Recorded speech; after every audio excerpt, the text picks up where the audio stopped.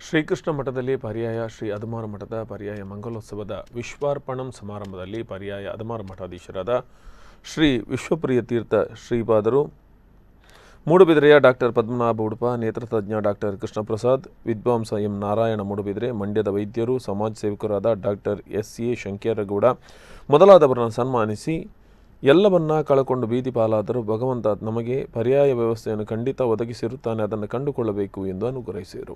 ಪರ್ಯಾಯ ಪೀಠಾಧೀಶರಾದ ಈಶಪ್ರಿಯ ತೀರ್ಥ ಶ್ರೀಪಾದರು ಅಧ್ಯಕ್ಷರಾಗಿ ಭಗವದ್ಗೀತೆಯ ಮಾತು ಆರಂಭವಾಗುವುದು ನಮ್ಮಂತೆ ಕುರುಡನಾದ ಧೃತರಾಷ್ಟ್ರನ ಮಾತಿನಿಂದ ಕೊನೆಗೊಳ್ಳುವುದು ಒಳಗಣ್ಣು ತೆರೆದಿರುವ ಸಂಜೆಯನ್ನ ಮಾತಿನಂತೆ ಹಾಗೆ ನಾವು ಒಳಗಣ್ಣು ತೆರೆಯಬೇಕು ಎಂದು ಅನುಗ್ರಹಿಸಿದರು.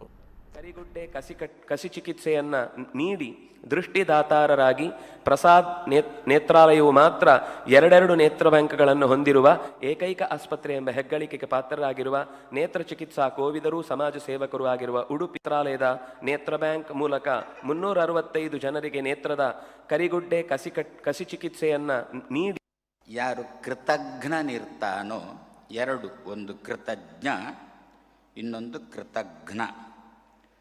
ಕೃತಂ ಜಾನಾತೀತಿ ಕೃತಜ್ಞ, ಮಾಡಿದ ಉಪಕಾರವನ್ನು, ಯಾರಿಂದ ಉಪಕಾರ ಪಡ್ಕೊಂಡಿದ್ದೇವೋ ಅದನ್ನು